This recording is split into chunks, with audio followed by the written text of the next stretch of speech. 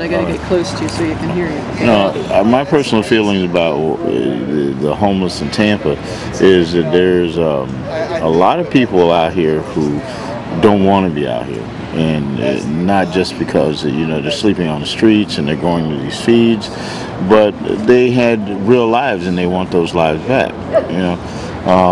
Some people are satisfied in being out here. All they want to do is they want to eat, drink, they want to do drugs, and have not have any responsibilities.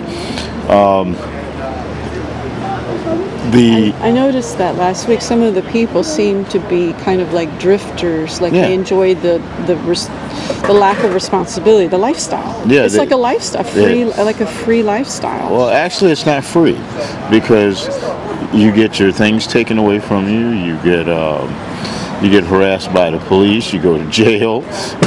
That's not free. But some people are happy in that because they don't care. They've given up. As a matter of fact, I talked to one guy who said he didn't care anymore. He didn't care whether he lived or died. As a matter of fact, there's a guy who died a couple of days ago who slept on the street, and Stan, I think he drowned. He drowned. And, I think that needs to be really looked into. He drowned in the Hillsborough River? He drowned over by Tampa General Hospital. And but again, I think that needs to be looked into. I think there's probably a little bit more than him just falling in the water drowning. It seems sort of. Maybe he was dragged in. I don't know if he was dragged in. I'm not saying anything, but I just think it ought to be looked into. No, I think the mayor and the city council, one of the things that they're not doing is that a lot of people who are on the street actually work and pay taxes here. There's no consideration. There's all these abandoned buildings around here. There's all these businessmen who are either going to have these buildings condemned, or they're going to have to find somebody to either sell them to or do something with. As a matter of fact, there's a building right here. It's right next to us. Yeah. And it's empty. Why isn't the city doing something like other cities and putting a place in there that people can take showers, store their things? If you're going to get a job and get off the streets, you're going to have a job. You have to look clean. You have to look clean. You have to smell clean. You have to be presentable. You have to be presentable. You have to, if you're going to do job interviews, people are going to call you. Fill out an application, they're going to have to call you. Where can they call them? They can get these cell phones from getting food stamps, but not everybody's getting food stamps. So how can you get a job? There's no place to store things, and the city regularly comes and takes the homeless things. The little bit that they have, the city actually takes it away from them.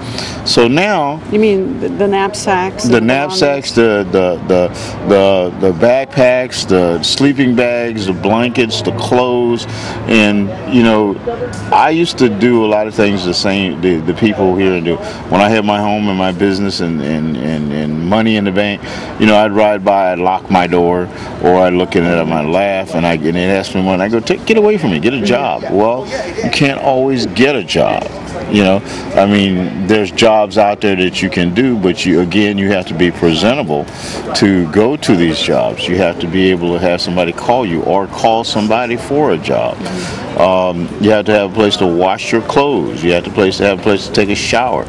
And the city doesn't want them sleeping in the park areas or in abandoned buildings.